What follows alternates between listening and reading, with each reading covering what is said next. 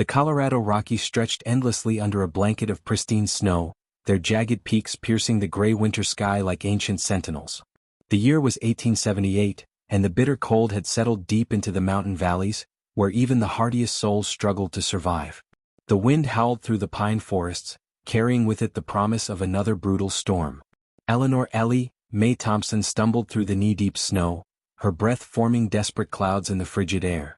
At 62, her once sturdy frame had grown frail, but determination burned in her steel-gray eyes. The woolen shawl wrapped around her shoulders was soaked through, and her worn leather boots had long since lost their battle against the relentless cold. Behind her, the distant sound of horses' hooves echoed through the mountains. The bounty hunters were getting closer. "Lord, give me strength," she whispered, her voice barely audible above the wind. The wanted poster crumpled in her coat pocket bore her likeness and the damning words, "Wanted for treason against the United States of America. $500 reward. Dead or alive." 3 days earlier, federal marshals had arrived at her modest ranch outside Denver with those cursed letters. Correspondence allegedly written in her hand, detailing plans to aid Confederate sympathizers and sabotage Union supply lines. The letters were forgeries, masterful ones, but forgeries nonetheless. Ellie had never written a treasonous word in her life. Her late husband, Thomas, had died fighting for the Union at Gettysburg, and she had spent the war years tending to wounded soldiers in Denver's makeshift hospitals. But the evidence seemed irrefutable to the authorities. Someone had gone to great lengths to frame her, and she knew exactly why. Her ranch sat atop one of the richest gold veins in Colorado Territory, a secret she and Thomas had kept for years. Now, with Thomas gone and her only son killed in a mining accident 2 years prior, she was alone and vulnerable. The sound of horses grew louder. Ellie forced her aching legs to move faster, but the snow was too deep and her strength was failing. She could see the dark shapes of her pursuers cresting the ridge behind her, their rifles glinting in the pale afternoon light. "There she is," a voice shouted across the valley. "The traitor's trying to reach the high country." Ellie's heart hammered against her ribs as she pushed forward, but her foot caught on a hidden root beneath the snow. She tumbled hard, rolling down a steep embankment and coming to rest against a massive boulder. Pain shot through her left ankle, and when she tried to stand, her leg buckled beneath her. The bounty hunters' voices grew closer. She could hear them arguing about the best route down the slope. Panic seized her as she realized she couldn't run anymore. The cold was seeping into her bones and exhaustion weighed her down like lead. "I won't die like this," she muttered through chattering teeth. "Not for crimes I didn't commit." But as the afternoon light began to fade and the temperature dropped even further, Ellie felt consciousness slipping away. The last thing she saw before darkness claimed her was a figure on horseback silhouetted against the darkening sky, tall, broad-shouldered, and moving with the easy grace of someone who belonged in these unforgiving mountains. Jebediah Jeb Stone had been tracking the elk herd for 3 days when he spotted the commotion in the valley below. At 45, he was a man carved from the same granite as the mountains he called home. His weathered face bore the lines of countless winters, and his dark eyes held the wariness of someone who had learned to trust sparingly. He had built his cabin in these remote peaks 15 years ago, after losing his wife Sarah to consumption, seeking solitude and finding a kind of peace in the harsh beauty of the wilderness. From his vantage point, he watched the bounty hunters circle like vultures around something in the snow. Through his spyglass, he could make out the crumpled form of a woman, motionless against the white landscape. The men were arguing, their voices carrying on the thin mountain air. "She's probably dead already," one of them said. "This cold'll kill a person in hours." "Dead or alive," the poster said, another replied. $500 is $500. Jeb's jaw tightened. He had no love for bounty hunters, parasites who profited from human misery. But something about the scene below stirred an old protectiveness he thought he had buried with Sarah. The woman looked small and helpless in the snow, and the men surrounding her showed no mercy, only greed. As the bounty hunters made camp for the night, planning to retrieve their prize in the morning, Jeb made his decision. He waited until full darkness fell, then guided his horse, Thunder, down the treacherous slope with the skill of someone who knew every rock and tree in these mountains. The woman was barely breathing when he reached her. Her lips were blue with cold and her pulse was weak but steady. Jeb wrapped her in his heavy buffalo coat and lifted her onto Thunder's back, her slight weight feeling fragile in his arms. "Easy there, ma'am," he whispered. "You're safe now." The ride back to his cabin took 2 hours through terrain that would have been impossible for anyone less familiar with the mountains. Jeb's cabin sat in a hidden valley, accessible only by a narrow trail that he had deliberately kept concealed from casual travelers. It was a modest structure built from local timber and stone, but it was warm and dry with a stone fireplace that could heat the entire space. He carried the unconscious woman inside and laid her on his bed, then quickly built up the fire. Her clothes were soaked through, and he knew hypothermia would kill her if he didn't act fast. With clinical efficiency born of necessity, he removed her wet garments and wrapped her in warm blankets, then set about preparing hot broth and coffee. As the cabin filled with warmth, the woman began to stir. Her eyes fluttered open, gray eyes that held intelligence and strength despite her weakened state. Where am I?" she whispered, her voice hoarse. "Safe," Jeb replied simply, offering her a cup of warm broth. "Name's Jebediah Stone. Found you half frozen in the snow." Ellie struggled to sit up, wincing at the pain in her ankle. Memory flooded back, the chase, the fall, the bounty hunters. Fear flickered across her features. "They'll find me," she said. "You don't understand, they think I'm a traitor. There's a price on my head." Jeb studied her face in the firelight. He had learned to read people during his years of solitude, and what he saw in this woman's eyes wasn't guilt or deception, but desperation and innocence. "What's your name?" he asked. "Eleanor Thompson." "Ellie." She met his gaze directly. "And I swear to you, Mr. Stone, I never committed treason against this country. Someone has framed me and I don't know why." The sincerity in her voice convinced him more than any protestation of innocence could have. Jeb had seen real criminals and this woman wasn't one of them. "Well then, Mrs. Thompson," he said, settling into the chair beside the bed, "I reckon we'd better figure out who did." The morning sun cast long shadows across the snow-covered valley as Jeb prepared breakfast over the fire. Ellie had slept fitfully, her dreams haunted by the sound of pursuing hoofbeats and the cold bite of mountain wind. She woke to the smell of bacon and coffee, luxuries she hadn't expected to experience again. "How's that ankle?" Jeb asked without turning from the stove. He had fashioned a splint from pine branches and strips of cloth during the night. "Better, thank you." Ellie tested her weight gingerly. The swelling had gone down, but it would be days before she could walk properly. "Mr. Stone, I need you to understand, helping me puts you in danger. Those men won't hesitate to shoot anyone who gets in their way." Jeb turned to face her, his dark eyes serious. "I've been taking care of myself in these mountains for 15 years, ma'am. I'm not afraid of a few bounty hunters." He handed her a plate of food and settled across from her at the rough-hewn table. "Tell me about these letters they found." Ellie's hands trembled slightly as she recounted the events of the past week.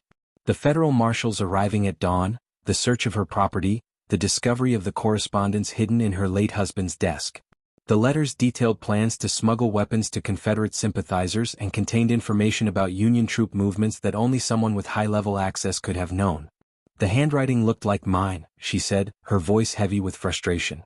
"But I never wrote those words. Thomas died fighting for the Union. I spent the war nursing wounded soldiers. The idea that I would betray everything we believed in." She shook her head. "It's monstrous." Jeb listened carefully, his weathered hands wrapped around his coffee cup. "Who knew about your husband's desk? Who had access to your property?" "The ranch hands, of course. My neighbor, Samuel Morrison. He's been trying to buy my land for months. And..." She paused, a troubled expression crossing her face. "There was a man from Denver who came by several times. Said he was a government surveyor, measuring property lines for new territorial maps. He seemed very interested in the boundaries of my land." "What did this surveyor look like?" "Tall, well-dressed. Had a gold tooth and spoke with an Eastern accent. Called himself Mr. Whitmore." Ellie's eyes widened as a memory surfaced. "He asked to see Thomas's study, said he needed to check some old property deeds. I let him in there alone for nearly an hour." Jeb's expression darkened. "Sounds like your Mr. Whitmore might have planted those letters. Question is, why frame you for treason instead of just trying to buy your land legally?"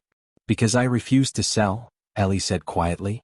"Samuel Morrison offered me a fair price, but that land, it's all I have left of Thomas and our son.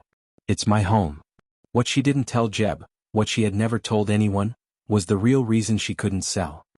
Hidden beneath her property was a gold vein so rich it could fund a small army. Thomas had discovered it years ago but had kept it secret, knowing that word of such wealth would bring nothing but trouble to their quiet life. Now, with both Thomas and their son gone, Ellie was the only one who knew the truth. Outside, the wind picked up, rattling the cabin's windows. Jeb rose and peered through the frost-covered glass. Storm's coming, he said. We'll be snowed in for at least 2 days. That's good, Ellie replied. It means the bounty hunters can't track us either. As if summoned by her words, the distant sound of horses echoed through the valley. Jeb grabbed his rifle and moved to the window, his body tense. They're persistent, I'll give them that, he muttered. Through the swirling snow, he could make out 3 riders picking their way carefully along the valley floor. They were following the trail he and Thunder had left the night before, but the fresh snowfall was already obscuring the tracks. Can they find us? Ellie whispered, fear evident in her voice. Not likely. This cabin's hidden pretty well, and the storm will cover our trail completely. Jeb checked his rifle and moved to secure the door. But we need to be ready just in case. The hours passed slowly as the storm intensified. Jeb and Ellie sat by the fire, sharing stories of their past lives. She told him about her marriage to Thomas, their struggles to build the ranch, the joy of raising their son Michael, and the devastating losses that had left her alone. Jeb, in turn, spoke of his life before the mountains. His marriage to Sarah, their dreams of starting a family, and the consumption that had taken her slowly and painfully. I came up here to die, he admitted as the fire crackled between them. Figured the mountains would claim me eventually, and that seemed fitting. But somehow I kept living. Kept surviving. And now? Ellie asked softly. Jeb looked at her across the firelight, seeing not just a woman in need of protection, but someone who understood loss and loneliness as deeply as he did. Now I'm thinking maybe there's a reason I'm still here. As night fell, the storm reached its full fury. The wind howled like a living thing and snow piled against the cabin walls. But inside, warmed by the fire and each other's company, Jeb and Ellie felt a connection growing between them, something neither had expected to find again. Mr. Stone, Jeb, Ellie said as they prepared to settle in for the night. When this is over, when my name is cleared, I want you to know that I'll never forget what you've done for me. Jeb met her gaze, and in that moment he made a decision that would change both their lives. Mrs. Thompson, Ellie, he said, his voice rough with emotion. I've been alone in these mountains for 15 years, and I thought that's how I'd die. But meeting you, it's made me remember what it feels like to have something worth protecting. When we clear your name, and we will, I want you to know that you'll always have a place here. With me. The words hung in the air between them, heavy with promise and possibility. Outside, the storm raged on, but inside the cabin 2 lonely souls had found something they thought was lost forever: hope. The storm had passed by morning, leaving the world transformed under 3 feet of fresh snow. Jeb woke before dawn to find Ellie already up, standing by the window and watching the sunrise paint the mountain peaks in shades of gold and pink. Beautiful, isn't it? She said softly. I'd forgotten how peaceful the world could be. It is, Jeb agreed, but he wasn't looking at the mountains. He was watching the way the morning light caught in her silver hair and the strength that radiated from her despite everything she'd endured. Their quiet moment was interrupted by the sound of approaching horses. Jeb grabbed his rifle and moved to the window, his face grim. 3 riders, he reported. Same ones from yesterday by the look of it. But as the riders drew closer, Jeb realized something was different. These weren't the bounty hunters. The lead rider wore a federal marshal's badge, and the 2 men with him had the bearing of lawmen, not mercenaries. Mrs. Thompson, the marshal called out. This is Deputy Marshal William Hayes. We need to talk. Jeb looked at Ellie, who had gone pale. Could be a trap, he said. Or it could be help, she replied. We can't hide forever, Jeb. Against his better judgment, Jeb opened the door but kept his rifle ready. The marshal was a man in his 50s with graying hair and honest eyes. He dismounted slowly, his hands visible. Mrs. Thompson, I'm here because we've discovered some disturbing information about your case, Marshal Hayes said. May we come in? It's important. Ellie nodded, and the 3 lawmen entered the cabin. Marshal Hayes removed his hat and looked directly at Ellie. Ma'am, I owe you an apology. We've been investigating the letters found on your property, and we've discovered their forgeries, very sophisticated ones, but forgeries nonetheless. Relief flooded through Ellie, but it was quickly replaced by anger. Then why am I still a wanted woman? Why are bounty hunters still chasing me? Because someone with significant influence has been working very hard to keep this information suppressed, Hayes replied grimly.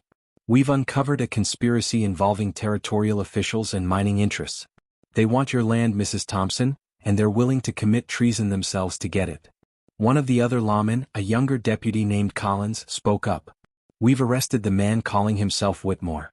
His real name is Edgar Finch, and he's a professional forger who's worked for some very unsavory people. Under questioning, he admitted to planting those letters in your husband's desk. But why frame me for treason? Ellie asked.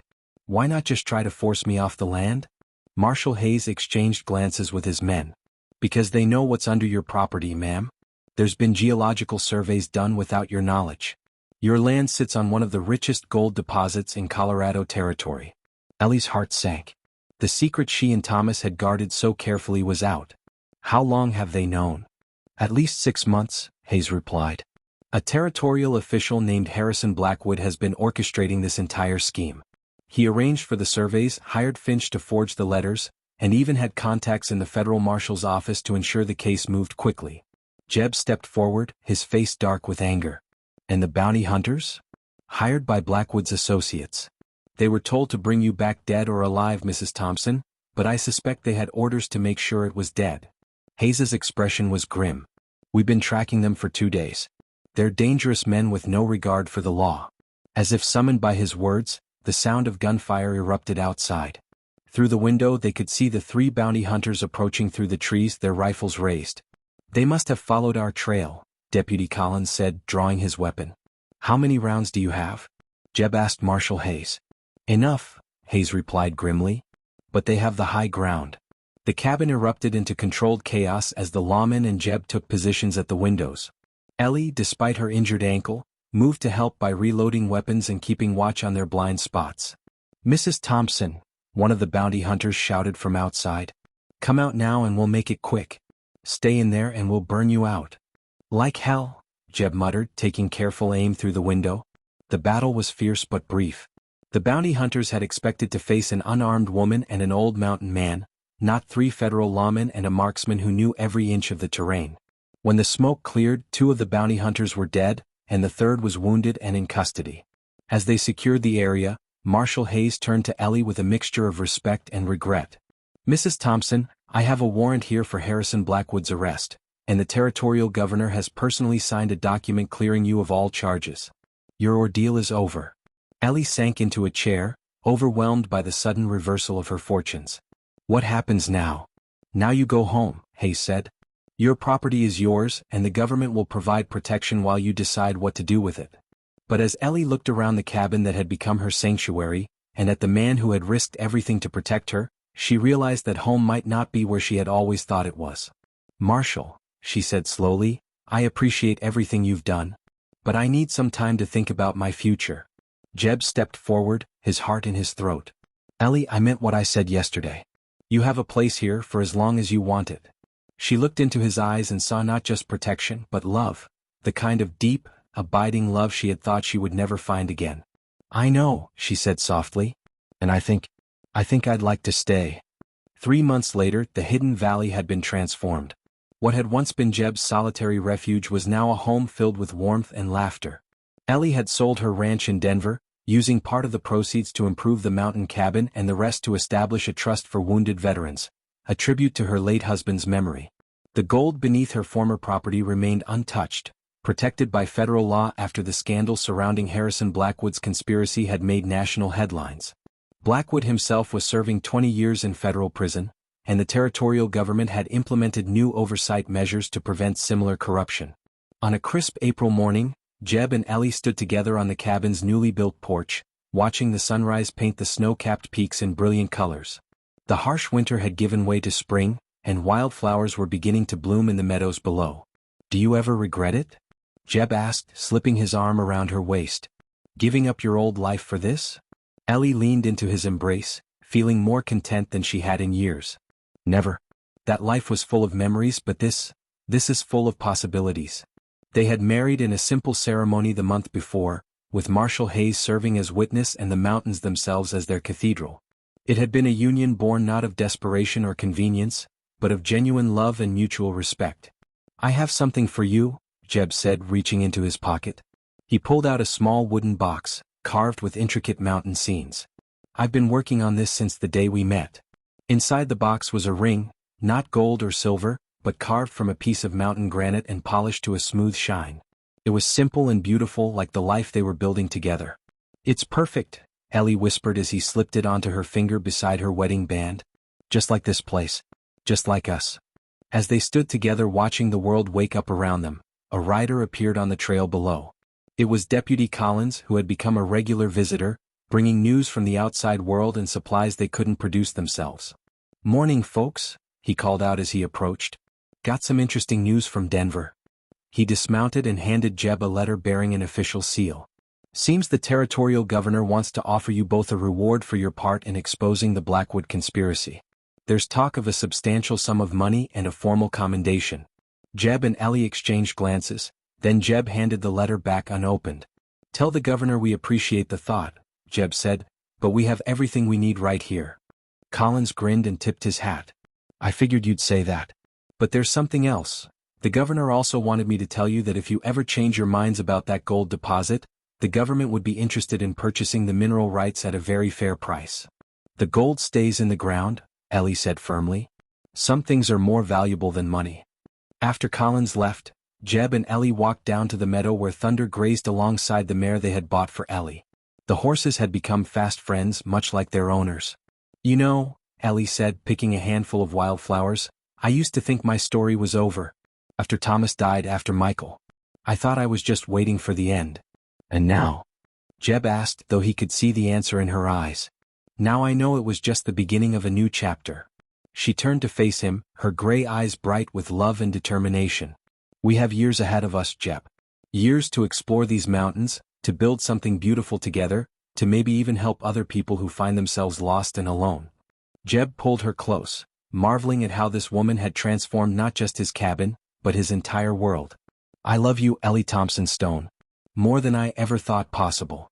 "And I love you," she replied, standing on her toes to kiss him. "My mountain cowboy who saved me from more than just the cold." As they walked back toward their cabin, hand in hand, the mountains stood sentinel around them, eternal and unchanging, yet somehow different now that they were home to a love that had been forged in adversity and tempered by trust. The wanted posters had long since been destroyed, the bounty hunters were gone, and the conspiracy that had threatened to destroy an innocent woman's life had been exposed and punished. But more importantly, two people who had thought their chances for happiness were behind them had discovered that love could bloom even in the harshest conditions, like wildflowers pushing through mountain snow. In the distance, an eagle soared above the peaks, its cry echoing through the valley, wild and free and full of promise. Just like the future that stretched ahead of Jeb and Ellie Stone, forever in the mountains they now called home.